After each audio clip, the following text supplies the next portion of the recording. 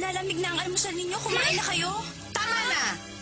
Tama na ang alitang yan. Umagang-umaga nagbabangayan kayo.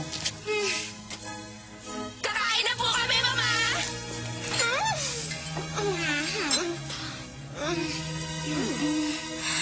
Maiwan ko na muna po kayo. Sandali lang. Huh? At saan mo naman balak pumunta, Cinderella? Diyan lang po sa kusina, Tia. Ihahanda ko lamang po ang almusal ko. Huwag mo sabihin na limutan mo na ang pangako mo sa akin kahapon. Huh? May kasunduan kayong dalawa ni Mama. Ulyanin ka na ba? Nangako ko nga anyayahan mong maghapunan dito ang lalaking kausap mo sa bayan kahapon. Ah, yun po ba? Ayaw mo sumunod sa akin? Tandaan mo, hindi ka kakain hanggat hindi mo siya dinadala rito. At kung mag-isa kang babalik, hindi kita papapasukin. Pero Tia Selena...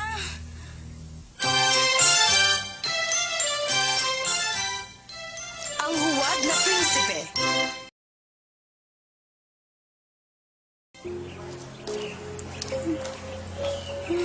Ang laki nitong problema ko. Simula nang makilala ko ang lalaking yun, lalo yata ako minalas. Totoo kayang kaibigan niya ang mahal na prinsipe? At ano kaya ang pangalan niya? Hindi ko man lang tinanong bago ko umalis. Hayaan mong tulungan kita, Bini-Bini. Paano na ito? Anong gagawin ko?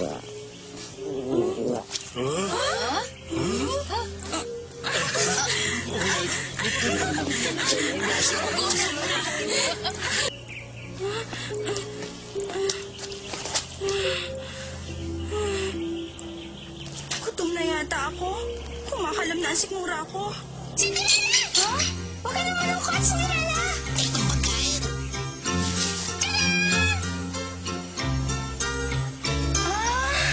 Pasensya ka na! Ito na ang nakuha ko sa kusina! Kuhain ka na at pagkatapos na tulungan ka namin maghanap. Maraming salamat sa inyo. Doon tayo sa plaza. Sama-sama tayo kumain. Sige!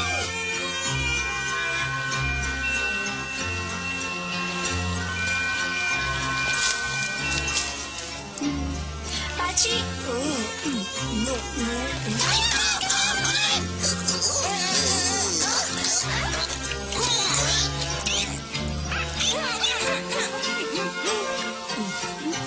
eto.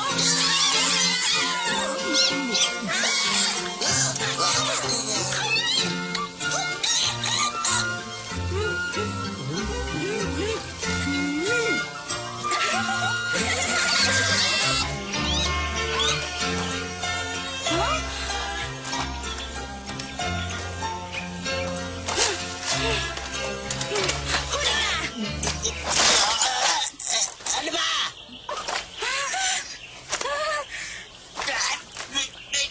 Pagpasalamat ka't hindi mainit ang ulo ko ngayon. Dahil po.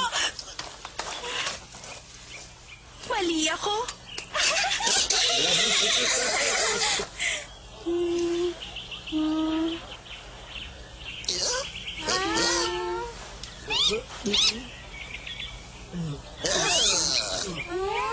Ay, nako.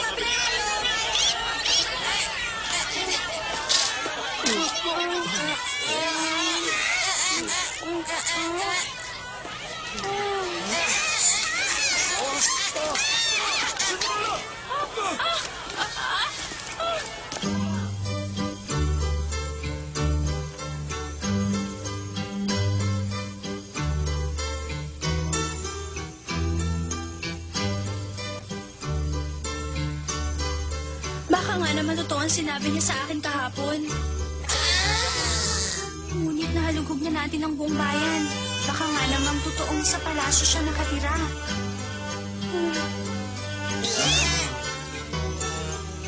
Pamanin, ngunit hindi ko kilala ang binatilyong inilarawan mo sa akin. May isang kaibigan ng prinsipe na kasama niya sa pag-aaral at paglalaro. Ang pangalan niya ay Alex, ngunit dilaw ang buhok niya. Salamat na lang po. Sinabi ko na nga bang hindi na ako dapat maniwala sa kanya. Nagsayan lang ako ng oras sa pagpunta ko rito. Sana naman kaya natin siya makikita. Alam niyo, kung isa itong kwento, sigurado may prinsipeng darating upang tumulong sa ating paghahanap.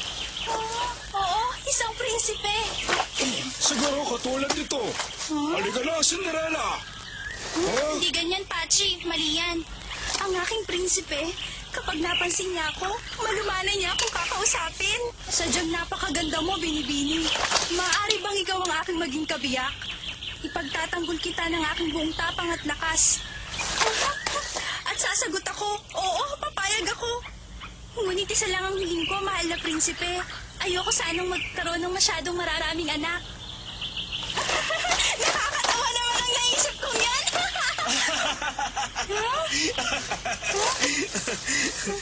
Huh? Huh? Ikaw pala. Lagos nga ako nabigla at nakita kita rito. Ngunit mas lalo ako nabigla sa dulang ipinalabas mo. Ano sabi mo? Alam mo bang masamang aso na makinig sa mga lihim ng pangarap ng isang binibini? Pamanhin, hindi ko sinasadyang makinig. Ngunit kung hindi ako nagkakamali, hinahanap mo pala ako. Ano? Ikaw, hinahanap ko? Kung gano'n, bakit ka naman nagpunta sa palasyo? Ano? Kuwan, ang totoo? Kasi... Aminin mo na, ako ang sinadya mo doon, di ba? Aba, nagkakamali ka. Ano, napilitan lang ako. May nagpadala sa akin.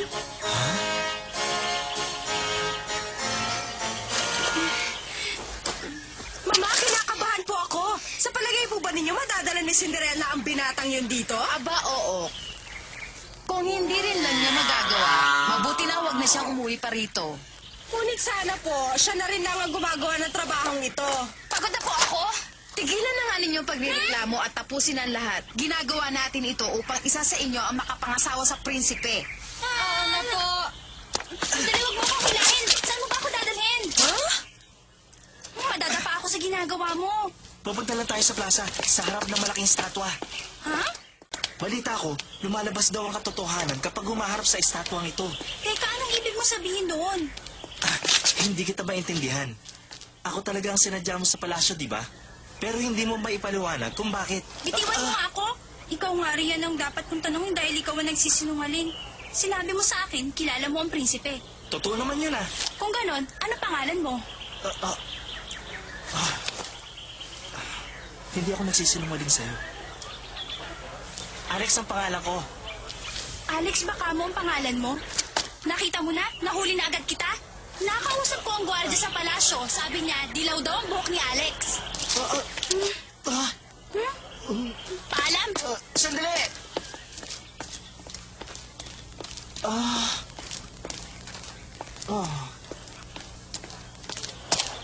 Naku, hindi ko akalaing magkakaroon ako ng problema.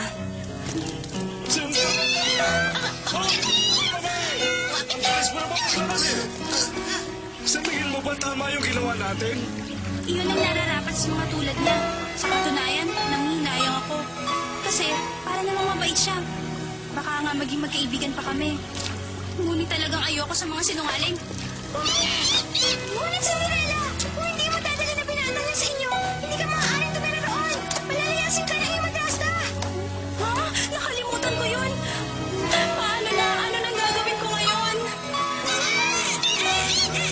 Ferdinand, hanapin natin siya muli, Cinderella.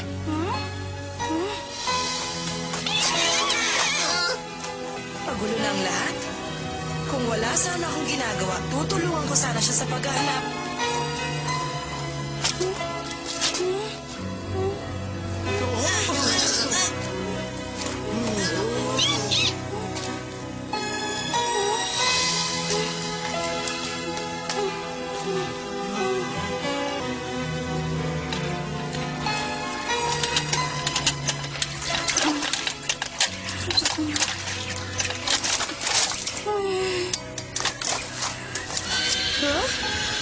Paano na ito?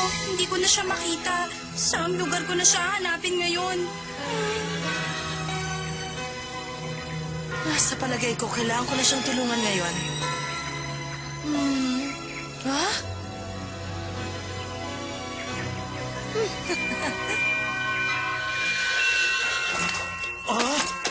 Ano ito? Ha? Ha?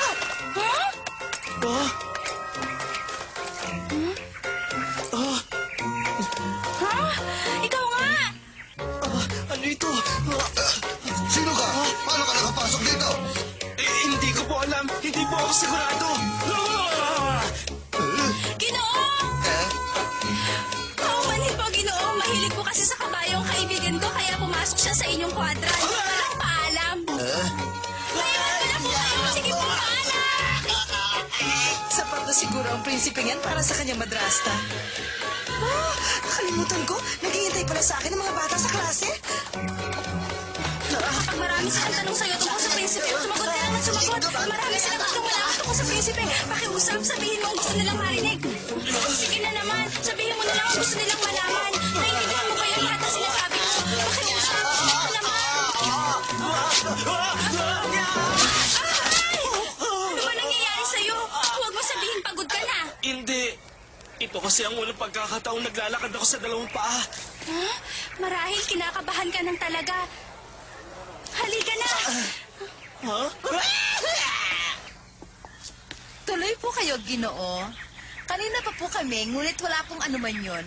Medyo nag-abala po kami maghanda ng konti para sa inyong pagdating. Opo, yun po ba ang gusto ninyong marinig? May gusto po kayong iutos sa amin, Tia? Nagtanong pa? Wala na! Natapos na namin ihanda ang lahat habang wala ka. Kung mas maaga ka lang sana dumating. Magtsatsa muna kami. Ikaw na lang ang bahala magdala ng minindal sa pagkainan. Opo. Ginoo, pumasok na po kayo upang makapagpahinga. Opo. Sumunod ka sa kanila. Ginoong Alex, yung po ang pangalan ninyo, hindi ba? At nabalitaan kong ikaw ang pinakamatalik na kaibigan ng prinsipe. Opo, mula noong 2 taong kami bisiro. Bisiro? Hindi ba ibig sabihin nun ay mga batang kabayo? Iba naman si Tia, binibiro niya. Ang ibig sabihin, mahilig kasi kami ng prinsipe na mag-alaga ng kabayo. Naku, mahilig ka pala magbiro. Tandaan ninyo, mahilig siya mga bayo. Sulat mo! Ha? Oo nga pala. Aba, Cinderella! Ano pa tinatayo-tayo mo dyan? Ha? Bakit hindi ka pa kumikilos? Kailangan ka na maghanda ng hapunan. Oo.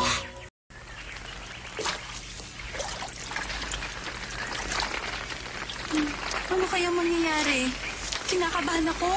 Gusto mo bang bantayan namin siya at ibalita sa iyo ang mangyayari?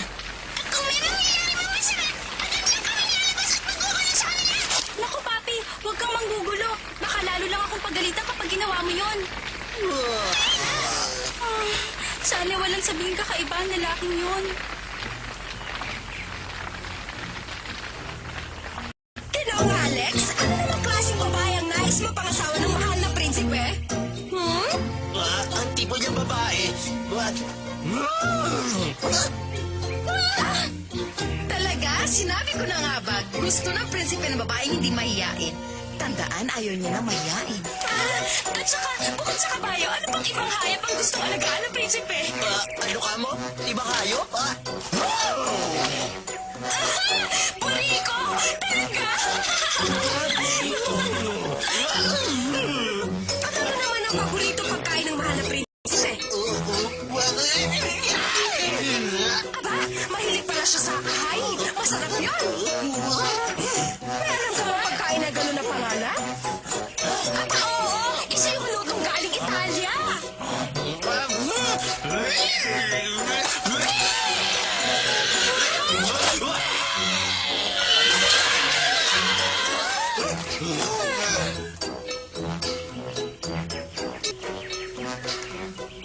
Hindi ko nang makalimutan. Sandali lang pala ang visa ng mahika ko sa kabayo.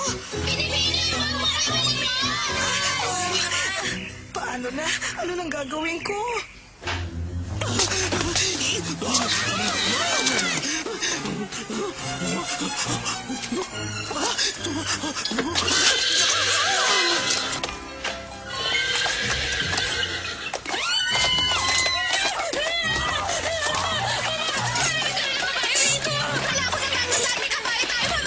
Hindi ko alam, basta huwag kayong lalabas. Baka masipa tayo.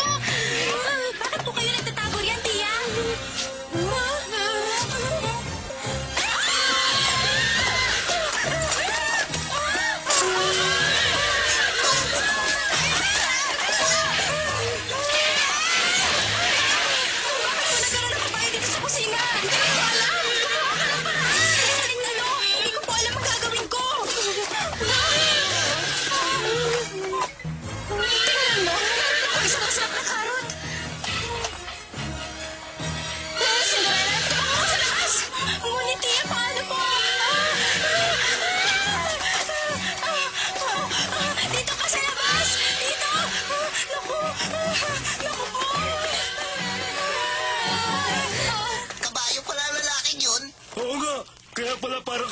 mamukaan na. Sino kaya may kagawa nito? Sabihin mo nga! Tama na, huwag mo na akong habulin! Tama na! Utang na loob, huwag mo na akong habulin! Sandali! Ikaw? Bakit bigla ka umalis? Anong ginagawa mo rito? Ikaw, anong ginagawa mo rito? Mamaya na! Tulungan mo muna ako! Baka mahulog ka!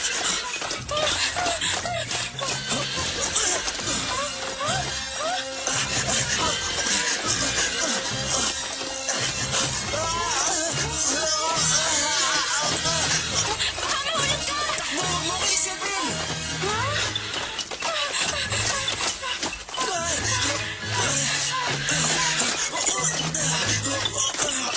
Kaya ko pang makalayo! Hindi ko hahayaang masaktan mo ang aking prinsesa! Sana walang mangyari sa kanya!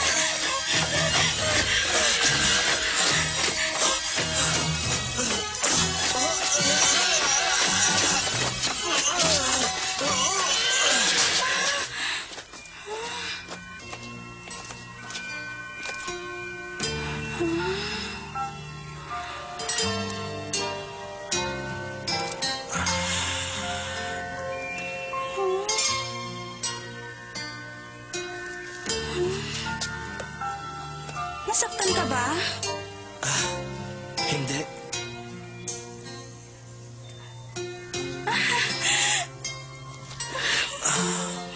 Mabuti na lang. Maraming salamat. Salamat at hindi napahamak si Cinderella sa kagagawan ko. Mabuti narito ang prinsipe upang tulungan siya.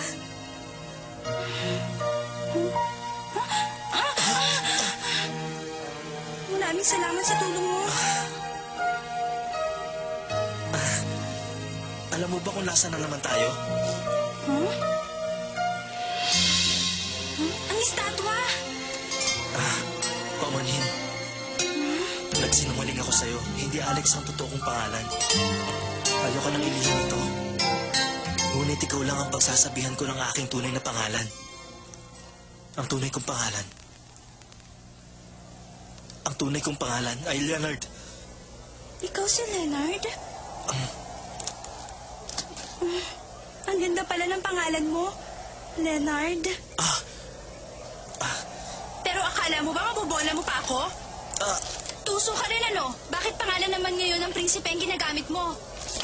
Aba, hindi. Yun ang totoo. Ngunit mabuti na rin at may matatawag ako sa'yo. Ginoong Leonard na sinungaling. Paalam na sa'yo, Ginoong Leonard.